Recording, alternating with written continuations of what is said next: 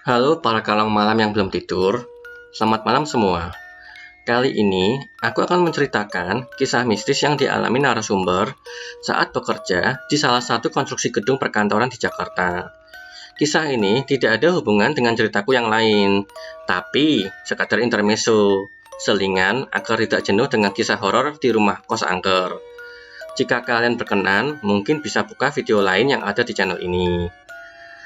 Hal mistis yang begini sebenarnya nggak menakutkan kalau diceritain, tapi berbeda kalau mengalaminya langsung. Mau tidur was-was, kebayang kayak ada yang ngeliatin. Kisah ini terjadi sekitar tahun 2018-2019. Niat hati pulang ke rumah buat istirahat malah jadi parno. Karena begitu nutup pintu, terdengar suara langkah kaki terseret-seret yang menyentuh lantai. Ada pula tercium bau busuk. Akhirnya memilih berjaga semalaman. Bukannya membaik, malah kadang dengar suara geraman atau sosok bayangan mondar-mandir di depan kamar. Karena penasaran, keluarlah buat memastikan. Begitu dilihat, kosong. Benar-benar kosong, nggak ada orang. Akhirnya semalaman nggak pernah bisa tidur. Aku mau cerita perihal kisah seorang narasumber yang mana selain mendapat gangguan di rumah kosnya, dia juga mendapat gangguan mistis di kantornya, yakni diikuti sosok kuntilanak kembar. Mungkin inilah penyebab orang kalau melihat orang ini katanya serem. Padahal muka dia aslinya kayak pria normal lainnya. Anehnya, masa dibilang serem? Entahlah, kata orang, muka dia ini sebenarnya nggak sedang marah atau galak. Tapi yang bikin serem merinding itu tatapan matanya. Kesannya auranya tidak enak dilihat. Kayak tatapan mata orang culas atau apalah. Well, aku jadinya sebagai penulis kisah ini menggunakan ilmu cocok logi. Mungkin bisa ya, bisa tidak. Penyebabnya ya diikutin kuntilanak kembar ini, sehingga menyebabkan aura dia berubah. Sebenarnya, aku ada kumpulan cerita horor di lingkungan kantor dan lingkungan proyek konstruksi. Ada kisah orang diikuti sosok nenek-nenek selama dia berkeliaran di kawasan kantor. Mungkin kalau chapter tentang rumah kos angker udah mau kelar, aku mau bikin sih episode baru khusus kisah horor nyata di lingkungan kerja. Tapi kalau di kantor ceritanya seremnya lebih yang dialamin teman kantor. Soalnya aku selama kerja di sini jarang dapat gangguan. Yang paling sering dialami oleh temanku adalah karena kantor temanku ini bekas tanah kuburan dan di belakang gedung kantornya masih ada kuburan. Bahkan menurut penuturannya saat pembangunan gedung, berdasarkan cerita mandor dan kuli proyek, banyak sekali gangguan mistis yang di luar nalar. Rencana launching cerita ini setelah episode rumah kos selesai ya. Ini cuma spoiler sedikit. Temanku pernah cerita kalau ada kuli bangunan yang nemu tulang manusia saat menggali tanah untuk pondasi bangunan. Kalau dipikir-pikir, semenjak aku mulai menulis skrip cerita horor di channel ini, aku sering dapat berurusan sama hal-hal gaib. Kalau feelingku, karena auraku ikut ke bawah negatif. Atau emang cerita ini berdasarkan kisah nyata. Jadinya ikut mengundang mereka-mereka yang tak kasat mata berada di dekatku untuk sekedar eksis atau seolah membenarkan kejadian yang telah terjadi. Balik lagi ke soal diikuti sosok kuntilanak kembar. Bagaimana dia bisa tahu dan apa ciri-ciri diikuti dedemit? Untuk berikutnya, subjek narasumber akan diganti menjadi aku, biar seolah kita mengikuti cerita dari sudut pandang yang dialami narasumber. Prolog. Selama aku ngekos di Jakarta, aku belum pernah mengalami pengalaman misterius atau horor ya. Aku nggak ngerasain apa-apa. Perubahan aku alami ya mungkin di kosan ini. Aku nggak tahu ini kuntilanak dari mana. Entah dari kos atau dari tempat kerja. Kalau firasatku dan info temanku yang memiliki indera keenam, kuntilanak ini bukan dari bangunan kos, tapi dari tempat kerja. Sepertinya Ada sosok kuntilanak yang naksir sama aku. Tapi kalau ditanya penyebab sosok ini suka sama aku tidak tahu kenapa. Sepasang kuntilanak kembar ini, aku bilang kembar karena ada dua kuntilanak yang mengikuti aku. Dan karena bentuknya mirip dan panjang dan bentuk rambutnya juga sama persis, makanya aku bilang kembar. Sosok kuntilanak tersebut aku pernah bertemu 2 kali. Satu pas dalam mimpi, satu lagi kelihatan sekilas pas aku naik mobil pulang ke kos. Alkisah. Jadi begini ceritanya. Beberapa bulan setelah aku pindah ke kos yang sekarang ini, aku kalau pulang pergi kantor, kadang naik mobil, kadang naik motor. Ada kejadian aneh pas aku naik motor saat itu. Ban motorku itu tubeless ya. Pada waktu itu motorku ini sering banget bocor halus. Seminggu itu bisa 2-3 kali ketempel ban. Awalnya curiganya ada orang yang ngisengin aku tuh motor, atau aku kena ranjau paku.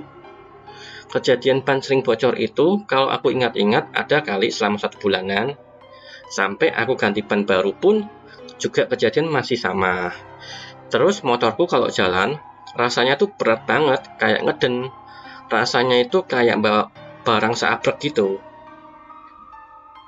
Pernah suatu ketika pas pulang malam di jalan gitu, aku beberapa kali diteriaki sama orang sambil nunjuk-nunjuk ke belakangku. Aku mah nggak ngeh, aku pikir begal atau apa gitu. Langsung aku tancap gas. Karena waktu itu musim gangster motor. Sama naik motor pas malam ya parno lah. Karena begal lebih sadis dari dedemit. Ada beberapa kejadian aneh yang aku alami di jalan. 1. Aku pernah beberapa kali pas naik motor di jalan jam 8 sampai jam 9 malam, aku diteriaki sama pemotor lain. Tapi pemotor ini cewek. Kalau nggak salah di sekitaran jalan Gatot Subroto. Dia teriak histeris ngeliatin aku. Kala itu aku nggak ngebut, cuma jalan sekitaran 40-50 km per jam. Lagi lelah habis meeting kerja. Dia cuma nunjuk-nunjuk belakangku sambil teriak, "Astagfirullah, astagfirullahaladzim." Aku mikirnya sebelah aku ada yang tabrakan. Ternyata setelah aku lihat sekitar, di jalan nggak ada kejadian heboh. Tuh cewek saking hebohnya langsung ngerem mendadak dan berhenti di tepi jalan sambil ngeliatin aku dan nunjuk-nunjuk ke arahku. Terus, yang kedua, pas di lampu merah sekitaran Tanah Abang, pas aku lagi berhenti di lampu merah, kejadian malam juga, ada bapak-bapak pemotor langsung nepok punggungku sambil neriak, "Woi, ngapain lu? Pergi, pergi." Aku kan kaget tuh, sambil ngeliatin tuh bapak. Aku kira dia mau ngajak berantem atau apa. Terus dia cuma bilang ke aku dengan logat Jawa, "Maaf mas, tadi ada yang gondeli Mase di belakang. Saya usir tadi." Untung kala itu perempatan Tanah Abang, situ kalau jam 9-an agak sepi, jadi nggak gitu memancing perhatian. 3. Aku pernah berangkat dari Bekasi, terus langsung bablas ke kantor. Nyampe kantor jam 6 sore, karena waktu itu mau ada acara makan malam catering karyawan. Pas ngelewatin kuburan belakang gedung kantor, aku dengar suara bisikan, "Aku turun di sini ya." Mampus batinku. Langsung punggungku bergidik saat itu juga. Terus, aku pernah naik mobil pulang dari kantor jam 7-an lah ceritanya. Kan jam segituan pas puncak macet-macetnya. Mana lampu jalan belum nyala. Udah cuma ngandelin lampu mobil sama lampu lalu lalang motor dan mobil yang seliweran di jalan. Waktu itu, karena jalanan lagi macet, aku ngemil. Selesai ngemil, pas ambil mau tisu, box tisu aku taruh di kursi belakang. Kalau taruh di jok depan suka jatuh boxnya. Nah, ini pas aku nengok ke belakang untuk ambil tisu, awalnya gelap karena ada lampu motor yang nembus masuk ke mobil lewat kaca belakang. Aku lihat sekelebat bayangan hitam mirip kuntilanak dengan rambut bergelung-gelung 2 biji duduk di kursi belakang. Aku langsung shock dan cepet-cepet menenangkan diri karena lagi di jalan. Kedua bayangan itu muncul sekelebat lalu hilang. Emang sih, sempat tercium kayak bau bunga walau sekilas. Untungnya, waktu itu udah mau nyampe kosan. Begitu tiba di kosan, aku ceritain ke penjaga kos. Lalu dia ambil air, gak tahu diapain, terus dikepretin di mobilku di luar dan dalam. Jujur, inilah pengalaman yang tergolong menyeramkan kedua bagiku. Yang pertama ya dipindahin genderuwo. Untung banget, waktu itu berhenti. Coba kalau pas lagi nginjek gas, bisa nabrak kalau pas itu kaget, mungkin. Mana kondisi lampu jalan masih belum nyala. Mana ada pelumpang gelap di belakangku. Dua kuntilanak lagi. Yang mana dia mengintai aku dari kegelapan. Tapi aku nggak bisa melihat mereka. Waduh, serem bener. Gemetaran. Ya, itulah yang aku rasakan. Kedua kaki langsung gemetaran. Kaki kananku gemetar hebat. Untung banget, posisi mobil netral. Dan jalan lagi macet. Aku langsung nyalain radio kenceng-kenceng sambil nyalain lampu mobil dan flashlight dari kedua handphone. Aku bikin mobil itu terang banget, awalnya susah nenangin diri. Aku baca doa dan mengatur napas baru bisa mendingan. 5. Lewat mimpi. Ya, kedua makhluk tak kasat mata ini pernah berkomunikasi lewat mimpi. Dan mereka menunjuk wujudnya ke aku. Waktu itu, malam hari, aku serasa ada yang manggil-manggil namaku dari luar kamar kos. Suaranya syahdu tapi manja. Nggak serem-serem amat, tapi entah kenapa kok aku seolah terhipnotis mencari sumber suara itu. Pas aku buka pintu kamar dan keluar menuju lorong koridor kos, aku berjalan mencari asal sumber suara ini. Ternyata, suara tersebut berasal dari atas siling plafon koridor. Di plafon koridor tersebut ada semacam celah atau lubang manhole yang belum ditutup. Pertama, nampaklah seperti gumpalan kain hitam turun dari manhole. Belakangan, aku baru tahu kalau gumpalan kain hitam itu rambut. Gumpalan rambut tersebut menjuntai hingga ke lantai. Kemudian muncullah penampakan kedua sosok kuntilanak ini, tapi setengah badan dalam kondisi terbalik. Mereka muncul dari manhole dengan kondisi terbalik, kepala di bawah. Sosok ini seolah memanggil aku dan hendak mengkomunikasikan sesuatu ke aku. Tapi aku lupa apa itu. Seketika juga aku bangun dari tidur. Ternyata, walau mimpi, namun terasa nyata. Jam menunjukkan pukul 1 dini hari.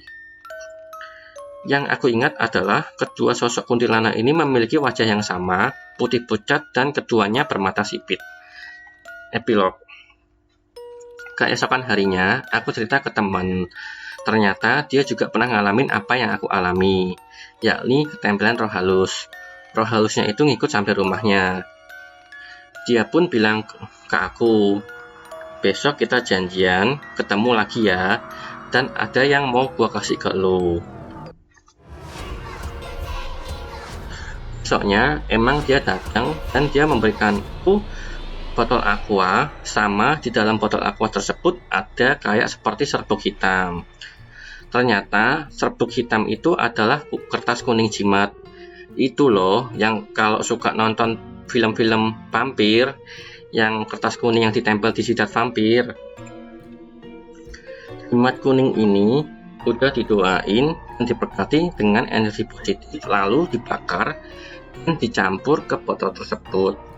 Dia pernah ngalamin apa yang aku alami. Jadi kayaknya dia ada insiden pas naik gunung atau apa gitu. Dan katanya ada roh halus dari gunung tersebut ngikutin dia sampai ke rumah. Dan dia pernah dikasih solusi kayak gitu, terus dipraktekin dan manjur. Jadi tuh air putihnya berupa air doa dari gereja dia. Terus air doa itu dicampur dengan air doa dan jimat dari pamannya.